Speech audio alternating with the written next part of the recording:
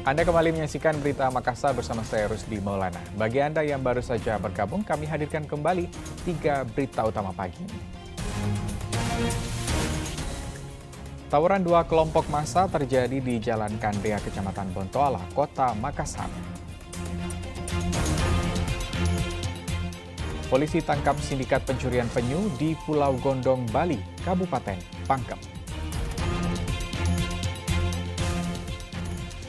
Dinas Perindustrian dan Perdagangan Kota Parepare pastikan stok dan harga kedelai stabil.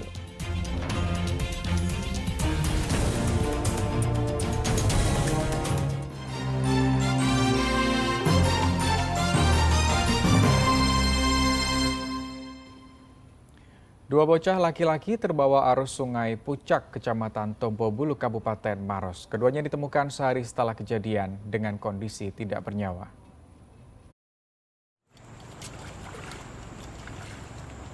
Sejak Selasa lalu, petugas Basarnas Sulsel menyusuri Sungai Pucak, Kecamatan Tombobulu, Kabupaten Maros.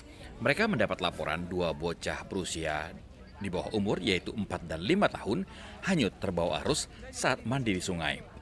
Dibutuhkan waktu sekitar 1 hari untuk menemukan keduanya.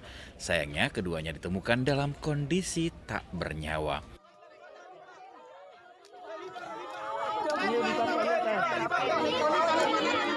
Jasad pertama ditemukan 200 meter dari lokasi kejadian, disusul jasad kedua ditemukan tak jauh dari penemuan jasad pertama.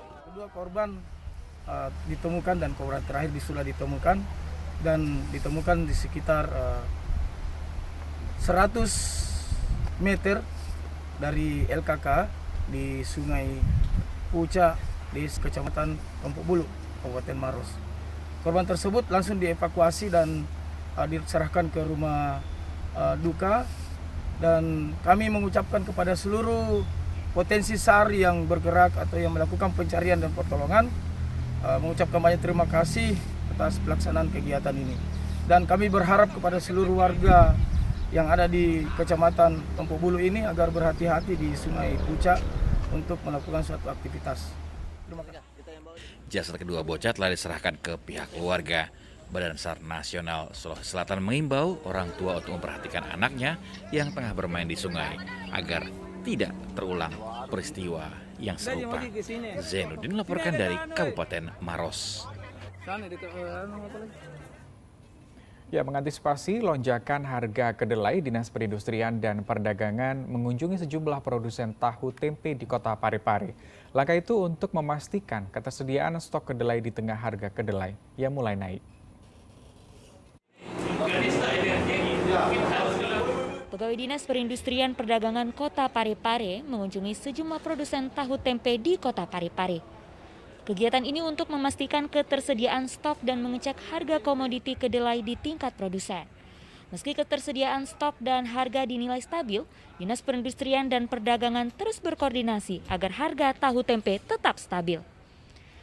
Kepala Dinas Perindustrian dan Perdagangan Kota Parepare menjamin ketersediaan stok kedelai.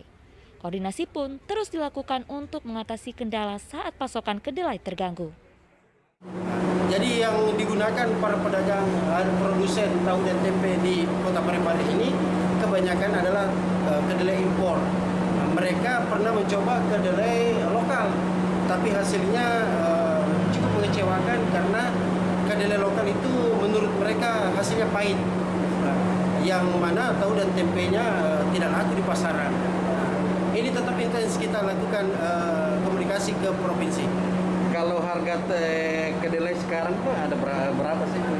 Ya, menurut produsen tahu dan tempe harga kedelai itu berkisar antara Rp9.000 sampai Rp11.000. Dan itu cukup stabil Pak? Cukup stabil menurut mereka. Oh, untuk stoknya sendiri Pak? Stok sendiri cukup. Kami sudah keliling, mereka tidak kendala dengan stok.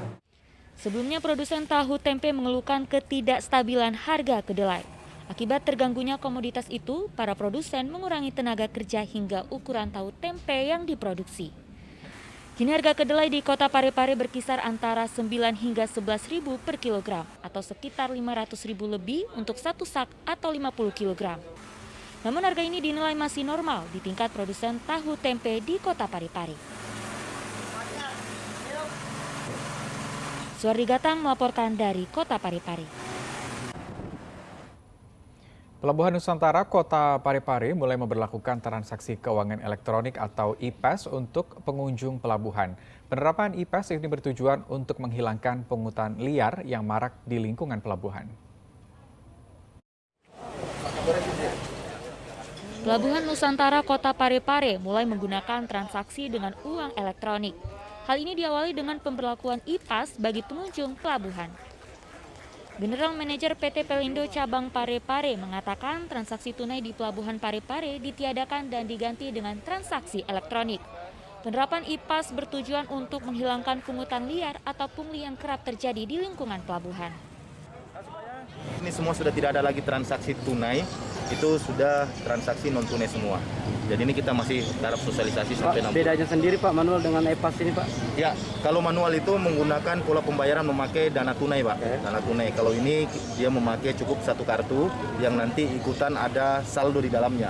Sehingga tarif-tarif ini real sesuai tarif yang berlaku. Jadi begitu tap, misal 12.000 untuk kendaraan mobil, itu langsung masuk 12.000 gitu. Jadi kita 6 bulan Pak sosialisasinya. Pak, apakah ini salah satu strategi untuk minimalisir pungli Pak? Iya, pungli. Salah satunya itu. Jadi salah satunya kita memang bukan meminimalisir, tapi menghilangkan pungli di pelabuhan Pak. Salah satunya itu. Ini kita berupaya bagaimana kita mengedukasi teman-teman dari pengguna jasa, dari teman-teman internal sendiri untuk bagaimana itu namanya pungli itu tidak ada di dalam pelabuhan. Kepala Kasya Bandaran Otoritas Pelabuhan Nusantara mengklaim kartu IPAS memiliki banyak keunggulan bagi pemiliknya. Tidak hanya untuk masuk keluar pelabuhan, tetapi bisa dipakai sebagai alat transaksi elektronik di berbagai toko. Jadi tentunya ini adalah efisiensi. Jadi yang tadinya bawa uang taruh di dompet sekarang tidak lagi. Karena sudah siap ini kartu, langsung ditempel jadi.